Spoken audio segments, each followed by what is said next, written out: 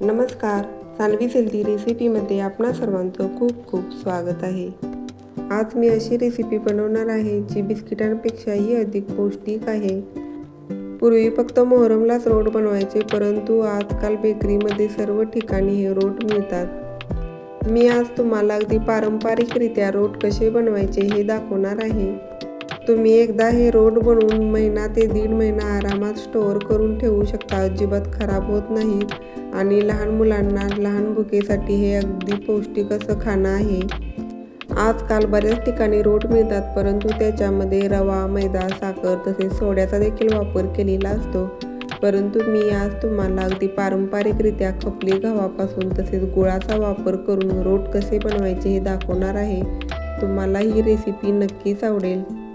त्यासाठी रोटची संपूर्ण रेसिपी पहा। रेसिपी आवडल्यास लाईक करा, सबस्क्राईब करा आणि बेल आयकॉनवरती क्लिक करा, म्हणजे नवीन व्हिडिओ अपलोड केल्यानंतर त्याचं नोटिफिकेशन तुम्हाला लगेच येईल। चला तर पारंपरिकरित्या रोट कसे बनवायचे ते पाहूया।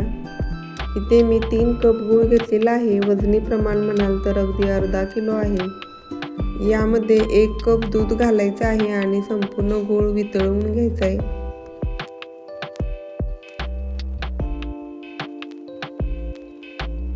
गूळ वितळेपर्यंत रोटसाठी पीठ भिजवून घ्यायचं आहे। त्यासाठी खपली गव्हाचं अर्धा किलो पीठ अगदी रवाळ असं दळून घेतलेलं आहे। वाटीच्या प्रमाणानुसार 4 वाट्या हे पीठ भरलेलं आहे।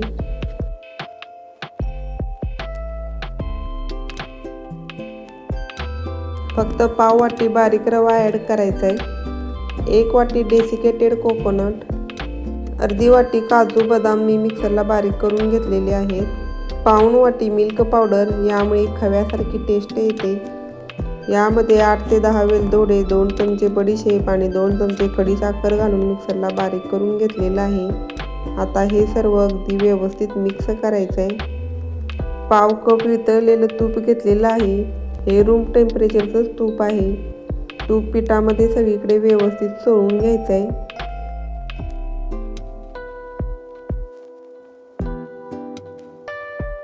तोपर्यंत गूळ दुधामध्ये व्यवस्थित वितळलेला आहे। हा गाळण्याने गाळून घ्यायचा आहे।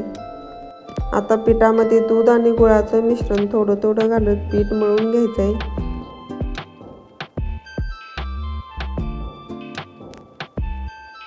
गूळ थोडासा चिकट असतो, त्यामुळे थोडं थोडंच मिश्रण घालत पीठ मळायचं आहे।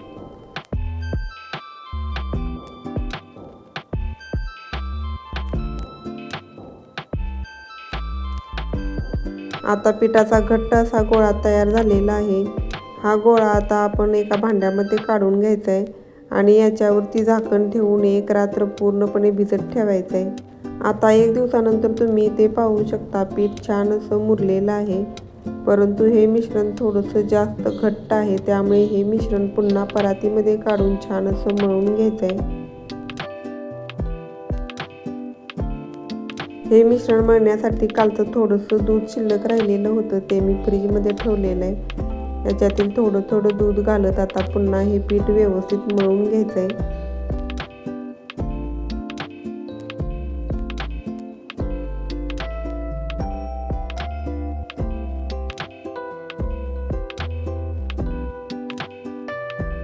हे पीठ मळत असताना जास्त पातळ देखील करायचं नाही, थोडंसं मीडियम ठेवायचं आहे।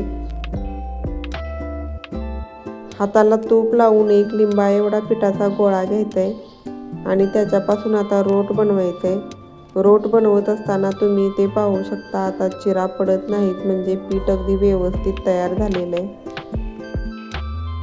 अशा प्रकारे प्रेस करत याचा रोट बनवून घ्यायचा आहे, जास्त पातळही करायचा नाही। रोट थोडेसे छान आकर्षक दिसावेत यासाठी वरून थोडीशी खसखस आणि काजू बदामाचे काप लावायचे। आता हे रोटला थोडंसं चिकटलं पाहिजे, यासाठी ताटावरती काजू बदामाचे काप आणि खसखस घ्यायचे आणि त्याच्यावरती बनवलेला रोट हा ठेवून थोडंसं प्रेस करून घ्यायचं आहे।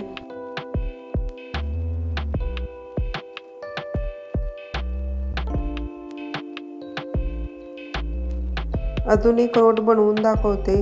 हाताला थोडंसं तूप लावून घ्यायचं आहे आणि लिंबा एवढा पिठाचा गोळा घ्यायचा आहे आणि तो बोटाने गोल गोल फिरवत प्रेस करायचा आहे।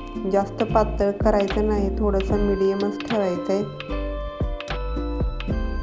ताटावरती थोडीशी खसखस आणि काजू बदामाचे काप घालायचे आहेत.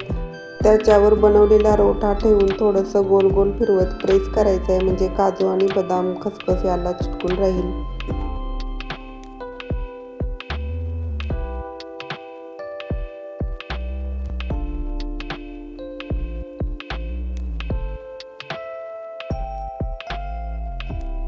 अशा पद्धतीने थोडे रोट बनवून घ्यायचे आणि भाजायला सुरुवात करायची.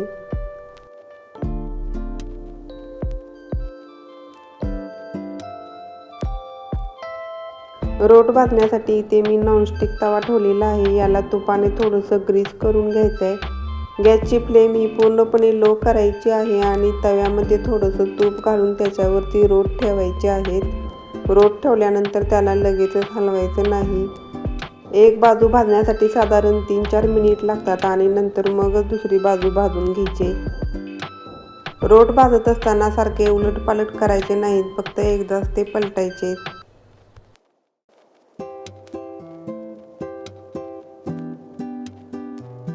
दुसऱ्या बाजूला देखील थोडंसं तूप सोडायचं आहे आणि व्यवस्थित भाजून घ्यायचं आहे.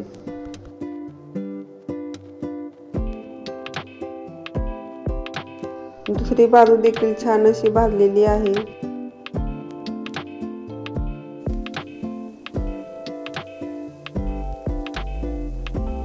आता हे रोट एका ताटामध्ये काढून घ्यायचे. अशाच पद्धतीने सर्व रोट हे भाजून घ्यायचे. रोट भाजत असताना अगदी मंद आचेवरतीच भाजायचे, तरच ते अगदी व्यवस्थित भाजले जातील.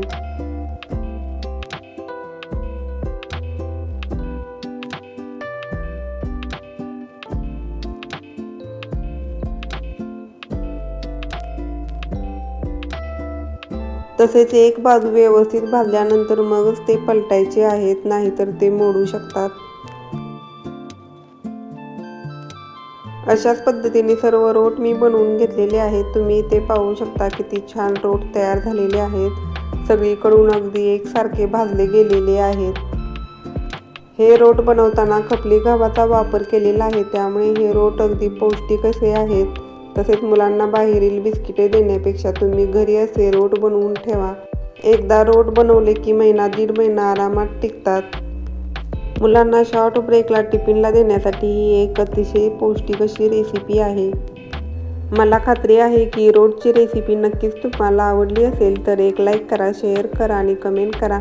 या चॅनेलला सबस्क्राईब करा आणि बेल आयकॉनवरती क्लिक करा, म्हणजे मग नवीन रेसिपी अपलोड केल्यानंतर त्याचं नोटिफिकेशन तुम्हाला लगेच मिळेल. अशाच नवनवीन रेसिपीज घेऊन पुन्हा भेटूया. तोपर्यंत धन्यवाद.